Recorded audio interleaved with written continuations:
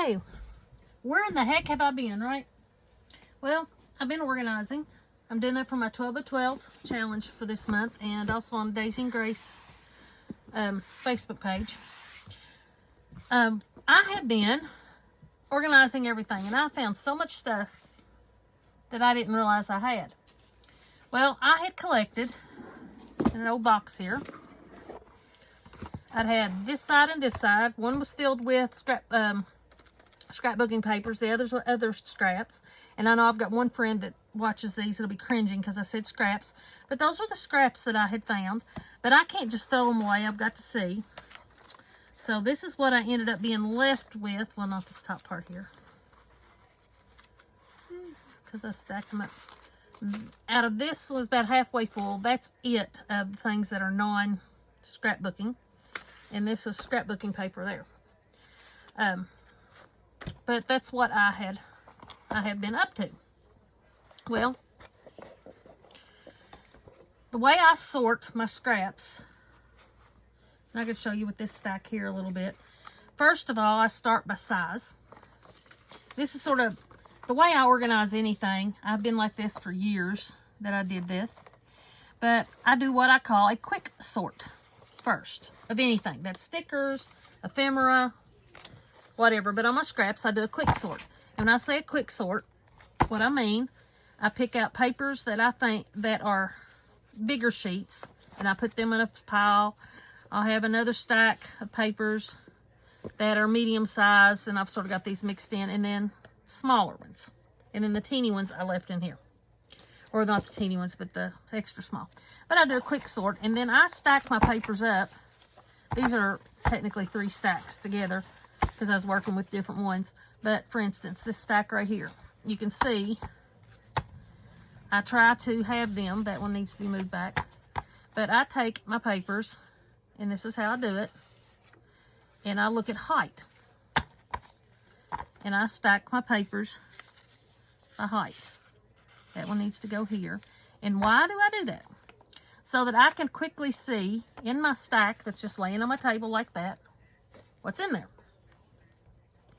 For instance, on this one. There they are. I can quickly see. I still have to move some of them, but I can quickly see what I've got. But that's what I call by quick sorts. I do them in quick piles, and then I stack them up and sort them by size. And then I get all these different piles. Well, then I go from there and sort them by color theme or things that I think that might coordinate. Like on these, this was a quick sort. This is what I've got left from another one. Then I quick sort those pieces into smaller, and these are some leftovers. But I had, this pile was one pile. It was sort of a mix match of reds, oranges, greens, darker colors. That just sort of struck my fancy when I went through. That's left over from a blue pile. And I'd sorted into a pink pile, and that's left over from a pink pile. A muted, what I call muted tones. I had a pile of those that I had sorted out. Had those sort of in a pile. And then I had a pile of brown. And that's sort of what I had done. This is what I had left over after I went and played a little bit. In all of those piles, and I have them lined up at the top of my desk, and then I would pull one pile down. For instance, okay, I'm pulling down my pink pile, and I would build some ephemera from it. Well, this is what I've been doing. I worked on this for about an hour or so. Sorting and then creating some stuff. These are bases. They still need things done to them. But out of my scraps that a lot of people just toss in the trash can, I have, obviously you can tell this came from the brown pile, but I just sort of mixed up some things, put some stuff together to form some bases of papers.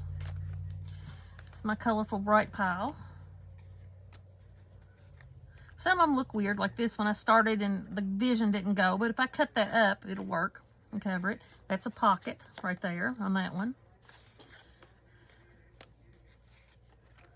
Mixed in some,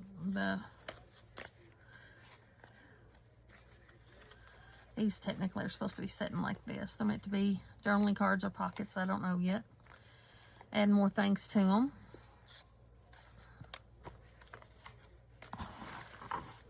But I just used my scraps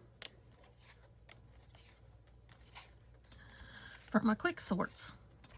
Like I said, between sorting and creating these, a couple hours. Just quickly.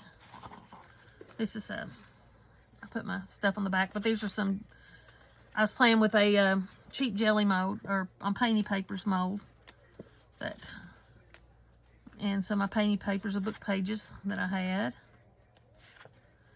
But I wanted to leave the sunflower on one side. Like, they're not, like I said, they're not done. These are bases that I can go back if I decide to use them in a journal. Add them in.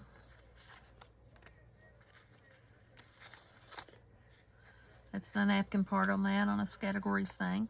But anyway, that's what those are. So I made those bases. Now, before I started doing that, I have no idea why I did it, but I took what most people consider literally the trash, because that is my big passion here. I've said that several times. My passion is to take something and create something for free. Now, this top one, ugly. It is ugly. I know it. I was just playing. It was down to the last little bit. But in my junk pile, I'd had some of these brown paper sacks that I'd tore up and had rumpled that I was using for one project at one time, and I had left over. Started to toss them. I said, no, I'm going to do this. So I've done a few. And this is literally from my trash ones, the ones that needed to go in the trash. And I have created these little masterboard type things. You all recognize that? My printer was going bad, and that's what it was giving me. Why instead of an image? But I love the looks of it, so I just sort of, yeah. So that is what I have been up to. I'm organizing. I haven't completed my 100-day challenge of videos yet because I have been organizing. I have covered this desk and uncovered this desk at least 25 times in sorting. But I can say in this room here, everything is sorted into their main categories the way that I want. I just got to move out a couple pieces of furniture and put up about 4 shelves, and I should be good to go and have a place for everything. I'll catch y'all later.